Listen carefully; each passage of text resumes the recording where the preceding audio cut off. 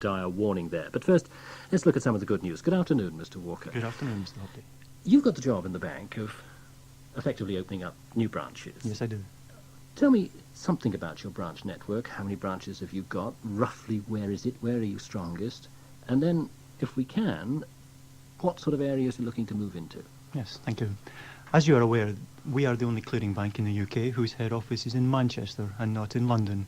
Therefore, predominantly our branches are concentrated in the north and particularly the northwest of England.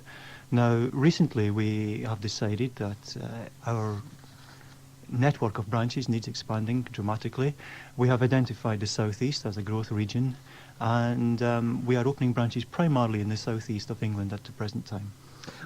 What sort of areas do you look at? I mean, do you set up in the high street alongside the Big Four and the TSBs, or do you try to avoid that? No, we don't try to avoid that whatsoever. We're not afraid of competition. We set up in areas where there's a large centre of population. We have a cut-off point of 200,000 people within a region. If there's 200,000 people, I beg your pardon, within a region, then we do, of course, consider opening a branch in that area, in that locality. We look for prime high street accommodation. Whether it's next door to Midland Bank or 100 yards away from Midland Bank, it makes no difference whatsoever. But, I mean, can you just take me briefly through the stages? I mean, you've found your prime site. Yes. You've found your property. Yes. Then what do you do? Then we open the doors and invite the customers in. We feel that the services which the Co-op Bank have and which are renowned throughout the UK, it is enough, in fact, to bring the customers in and to attract customers from other banks.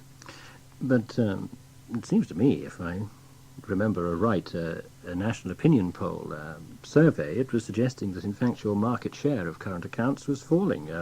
From the period of October 82 to March 83, it was 2.5%, and it's actually gone down to 2.3% in April to September 1983. So despite your very best endeavours, Mr. Walker, aren't you losing out? Aren't you running fast, if you like, to go ever so slightly backwards? No, not at all. The market share, of course, is slightly down, as you did say. There are other new financial institutions coming into the market, though. We have now had the impact of National Giro. Competition we are not afraid of. But you are losing out. We are losing out very slightly. If you look at the percentage of our market as compared to other banks' markets, I'm sure you'll find that other banks are losing out at a larger rate than we are. Well, I'll put it to you that the National Giro Bank has gone up 3.5 against 3.3. Yes, Williams & Glyn's 2% against 1.8, for example, and the Scottish Bank 6.5 against 6%. That doesn't sound as if they're losing out. No, it does not, but I noticed you omitted the Big Four clearing banks there. Would you like to quote their statistics to me? I'm more than happy to quote the Big Four. The NatWest, for example, is actually going up 22.3 against 21.3. How's that? Or the Midland, 15.9 against 15.5. There's two of them. Yes, indeed, that's two. Can you quote the other two? Well, I don't think we'll bother with that. The point I really want to make to you is... No. In fairness to myself, you're trying to put me in a corner that my bank is losing accounts. I would like you to paint the whole picture to your viewers. I take the point. What I'm actually trying to say is you're pushing very hard. Yes. You're trying to increase business.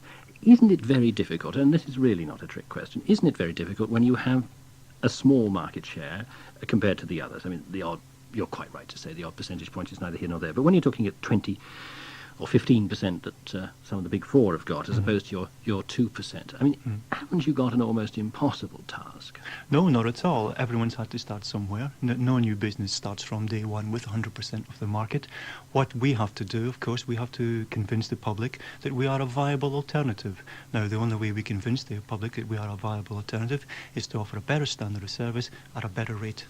Do you find, for example, that what is it that, if I can use the somewhat slangy expression, I mean, what turns the public on? Is it your free banking? Is it your handy card, handy loan, or what? I mean, what are the sales points that you use when you open up in that I think the principal sales point, as you mentioned, is the free banking.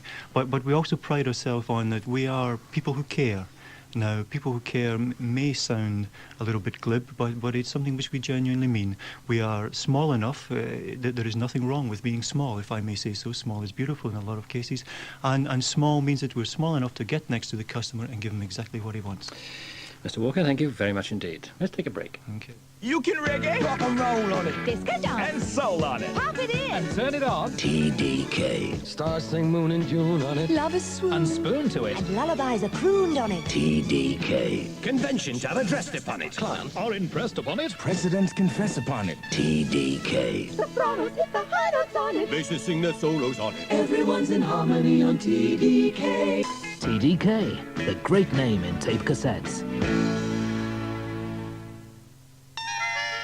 There's a grocer's in the town, opposite the Rose and Crown. And on Thursdays we go down and load the van with Country Life butter from the man, Grocer Man. And on the subject of grocers, your local International has Country Life butter at a very special price. But then, as International say, week in, week out, value's what it's all about. Oh, that's right, we do. It's English butter through and through, through and through. Tasty, fresh and creamy too. Creamy too. Oh, you'll never put a better bit of butter on your knife. And so the toast is Country Life. NBS. Good afternoon and welcome back. Well, in the first half of this programme, we were looking at the sterling work that Mr. Walker is doing in opening up new banking territory on behalf of the Cooperative Bank. A tough job, but a job which he's doing exceedingly successfully, as he said in that very pointed interview. That's the good news from the Cooperative Bank.